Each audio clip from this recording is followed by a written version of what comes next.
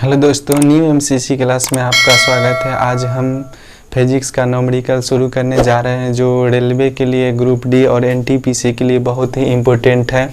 तो आज से हम फिर से न्यूमेरिकल का क्लास शुरू करने जा रहे हैं। अगर आप लोग रेलवे के लिए अगर ग्रुप डी हो या फिर एनटीपीसी में जो भी न्यूमेरिकल पूछा जाता है, अगर उसका पूरा का पूरा अगर आप सीखना चाहते हैं, पूरा हल चाहते हैं, तो प्लीज़ मेरे चैनल को सब्सक्राइब करें, मेरे वीडियो को लाइक करें। तो चलिए हम यहाँ से बनाते हैं क्वेश्चन। जो पहला नंबर क्वेश्चन हमने आपकी स्क्रीन बोर्ड पर लिखा है कि 20 ग्राम की गोली 10 मीटर प्रति सेकंड के वेग से एक बंदूक से छोड़ी जाती है। गोली द्वारा प्राप्त गतिज ऊर्जा क्या होगी? गोली द्वारा प्राप्त गतिज ऊर्जा क्या होगी? और गतिज ऊर्जा के लिए हम लोग सूत्र लिखते हैं। गतिज ऊर्जा का सूत्र होता है 1/2 गुने m गुने वी स्क्वायर। 1/2 m गुने वी स्क्वायर। m हो गया है द्रव्यमान, m से हम क्या लिखेंगे? द्रव्यमान, मास। m से हो गया द्रव्यमान और v हो गया वेग। v हो गया वेग, लिख सकते हैं, यह वेग हो गया। तो चलिए हम यहाँ से बनाते हैं कि गतिज ऊर्जा बराबर 1/2 mv स्क्वायर। हमें यहाँ गोली 10 मीटर प्रति सेकेंड के वेग से, मतलब v का मान हमें दिया गया है 10 मीटर प्रति सेकेंड। हमें v का मान दिया गया है 10 मीटर प्रति सेकेंड और 20 ग्राम की गोली है, मतलब m द्रव्यमान है 20 ग्राम। तो इसे हम केजी में बदलेंगे। तो जब हम ग्राम को केजी में बदलेंगे तो उसमें हम 1000 से भाग करेंगे। ये 0 से 0, 2 1 2, 2 5 10, मतलब 1/50 केजी हम लिख सकते हैं, 1/50 केजी। और गतिज ऊर्जा का सूत्र है 1/2 mv स्क्वायर। तो यहाँ से हम लिख लेते हैं गतिज ऊर्जा का सूत्र 1/2, m का मान हो गया 1/50 केजी गुने, अब v का मान हो गया 10 मीटर प्रति सेकेंड। तो यहाँ से लिख लेते हैं 10 मीटर प्रति सेकेंड के होल स्क्वायर। जो यहाँ स्क्वायर है तो स्क्वायर में ये हो गया 2, तो यहाँ से लिख सकते हैं 1/50 दूना 100 केजी, 50 दूना 100 केजी गुने। अब यहाँ 10 है तो 10 दहाई के 100 मीटर प्रति सेकेंड स्क्वायर। ये 100 से 100 कट जाएगा, हो जाएगा यहाँ पर 1 केजी मीटर स्क्वायर बटा सेकेंड स्क्वायर, मीटर प्रति सेकेंड स्क्वायर। ये हमें इतना आ गया। और आप सभी जानते हैं कि गतिज ऊर्जा का जो एसआई मात्रक होता है, गतिज ऊर्जा का एसआई मात्रक वह जूल होता है। तो यहाँ से हम इसको 1 जूल भी आंसर में लिख सकते हैं, 1 जूल। गतिज ऊर्जा का सूत्र होता है जूल में, तो इसीलिए हम 1 केजी मीटर प्रति सेकेंड स्क्वायर, मीटर स्क्वायर प्रति सेकेंड स्क्वायर को लिख सकते हैं 1 जूल, क्योंकि KG metre square second square को हम जूल में लिखते हैं। तो इसका आपका आंसर हो गया 1 जूल। हम फिर से 2 नंबर क्वेश्चन बनाते हैं। जो 2 नंबर क्वेश्चन है कि m तथा 2m द्रव्यमान के 2 पिंड समान वेग से चल रही है, इनकी गतिज अनुपात क्या है? इनकी गतिज अनुपात हमें ज्ञात करना है। तो यहाँ हम देखते हैं कि गतिज ऊर्जा का सूत्र होता है गतिज ऊर्जा का जो हम सूत्र जानते हैं वह होता है 1/2 mv स्क्वायर, 1/2 mv स्क्वायर। यहाँ हमें एक गतिज ऊर्जा दिया हुआ है सिर्फ जिसका द्रव्यमान m है। तो यहाँ से हम लिख लेते हैं कि 1/2 m गुने v स्क्वायर। फिर हमें दूसरा जो गतिज द्रव्यमान जो दिया है वह 2m है। तो यहाँ से हम लिख लेते हैं, यह पहला गतिज ऊर्जा हो गया, या दूसरा गतिज ऊर्जा लिख लेते हैं के काइनेटिक एनर्जी। दूसरा का लिख लेते हैं कि 1/2 गुने m का मान है यहाँ 2m गुने v स्क्वायर। अब इसे हमें अनुपात में निकालना है कि पूछ रहा है कि m तथा 2m द्रव्यमान के 2 पिंड समान वेग से चल रहे थे, इनकी गतिज अनुपात क्या है? तो अनुपात में लिखने के लिए हम दोनों का अनुपात में लिख लेते हैं कि पहली गतिज ऊर्जा 1/2 mv स्क्वायर अनुपात दूसरा गतिज ऊर्जा 1/2 2m v स्क्वायर। तो यहाँ 1/2 से 1/2 कट जाएगा, ये हो जाएगा v स्क्वायर से v स्क्वायर कट जाएगा, m से m कट जाएगा, तो इधर कुछ नहीं तो 1 बचा और इधर 2 बचा। तो इसकी अनुपात हो गया 1:2। गतिज ऊर्जा का अनुपात हमें आ गया 1:2। फिर से 3 नंबर क्वेश्चन सॉल्व करें। 3 नंबर क्वेश्चन है कि किसी वस्तु के संवेग को 3 गुना करने से उसकी गतिज ऊर्जा कितनी गुनी हो जाएगी, उसकी गतिज ऊर्जा कितनी गुनी हो जाएगी। तो संवेग मान के चलते हैं, माना कि जो पहले का जो संवेग है p, पहले का जो संवेग है वह 1 रहा होगा और उसके बाद वह 3 गुना हो जा रहा है, वह उसके बाद से फिर पहला जो संवेग रहा होगा, हम यहाँ से लिखते हैं माना कि पहला संवेग, माना कि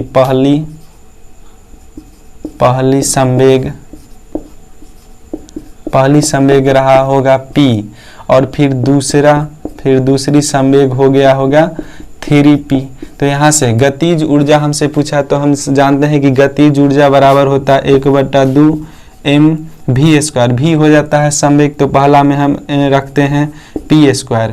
फिर दूसरा का होता है कि कितनी 3 गुनी हो जाती है, तो फिर रखते हैं 1/2 m गुने v² होता है v संवेग, तो संवेग के जगह पर हम रख देते हैं 3p के होल स्क्वायर, 3p², क्योंकि यहाँ भी संवेग का जो सूत्र होता है वह होता है 1/2 mv²।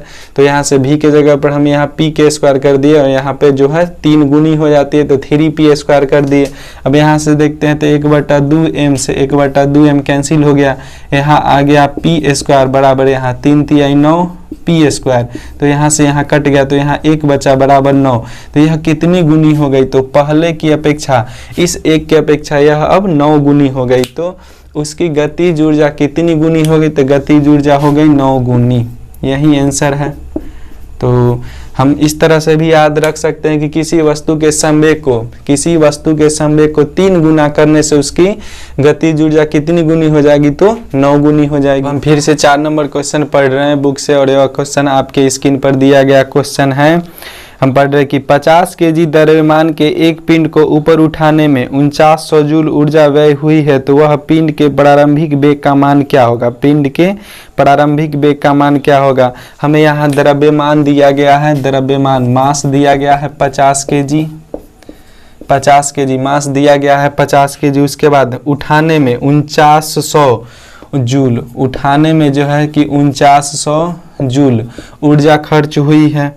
तो फिर कह रहा है वह पिंड के प्रारंभिक वेग का मान क्या है। पिंड के प्रारंभिक वेग का मान क्या है, मतलब अब हम यहाँ से स्थितिज ऊर्जा हमें निकालना है, हमें यहाँ से स्थितिज ऊर्जा निकालना है।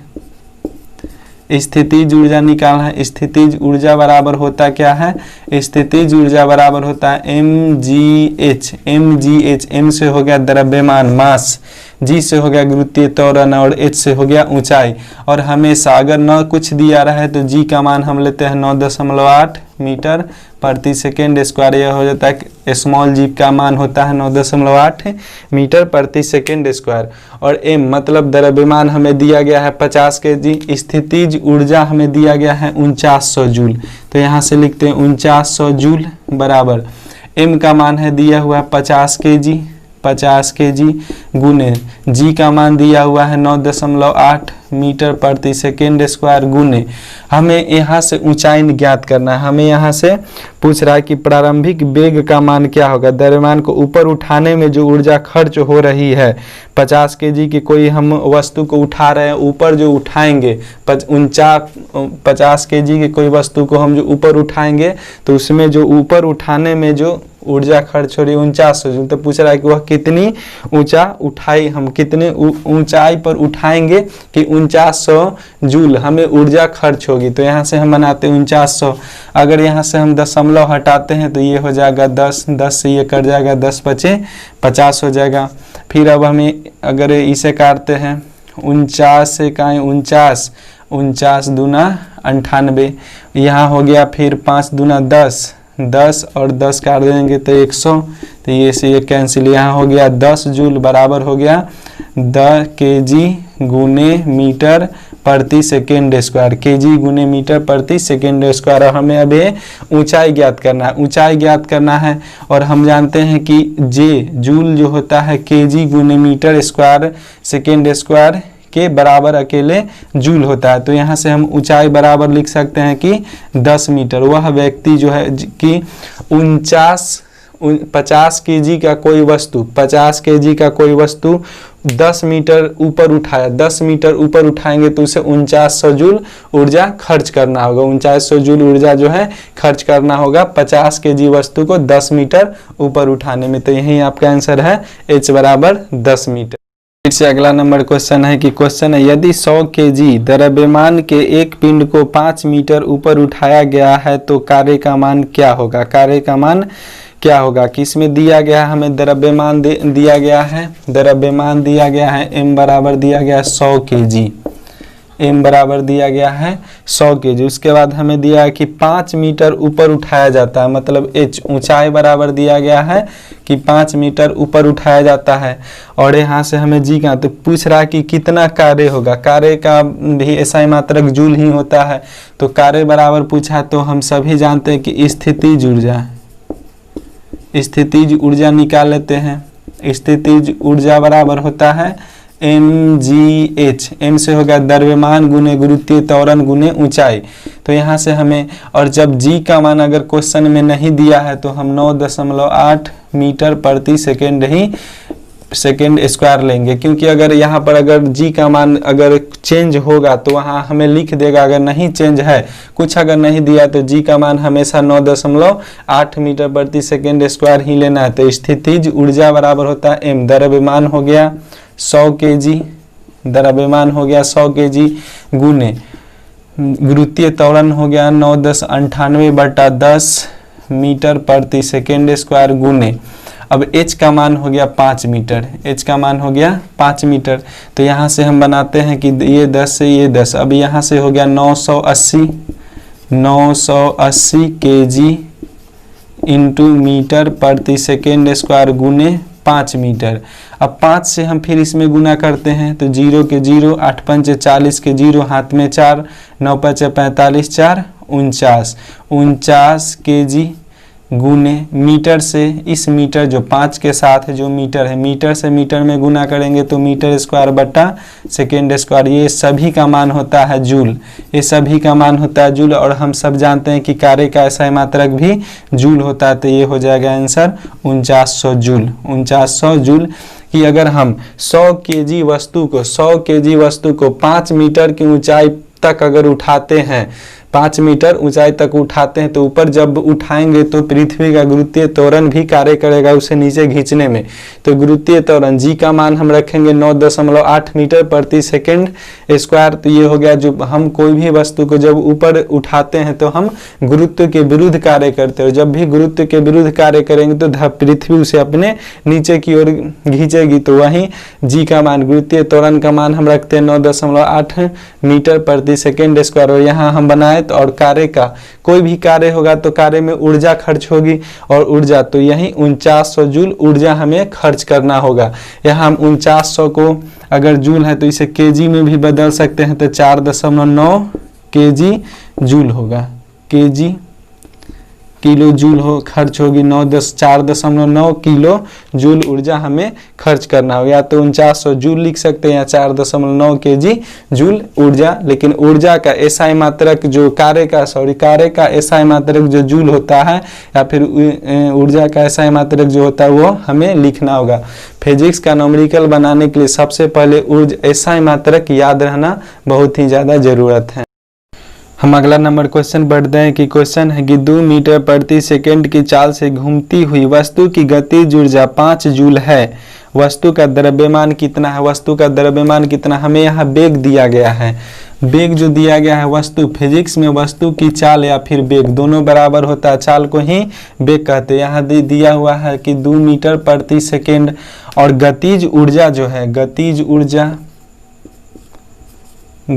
ऊर्जा जो हमें दिया गया है वह है 5 जूल। गतिज ऊर्जा हमें दिया गया है 5 जूल। तो हमसे वस्तु का द्रव्यमान m पूछा है, और हम जानते हैं कि काइनेटिक एनर्जी गतिज ऊर्जा बराबर होता है 1/2 m गुने v स्क्वायर।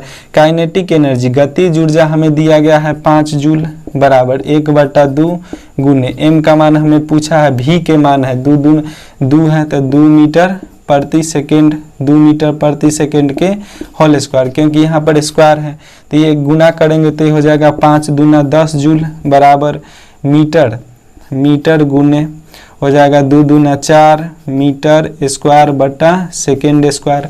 ये खुद से हो जाएगा मीटर स्क्वायर बटा सेकेंड स्क्वायर, क्योंकि इस पर मीटर है पहले से, और यहाँ हमें m का मान पूछा है, m का हमें द्रव्यमान पूछा है।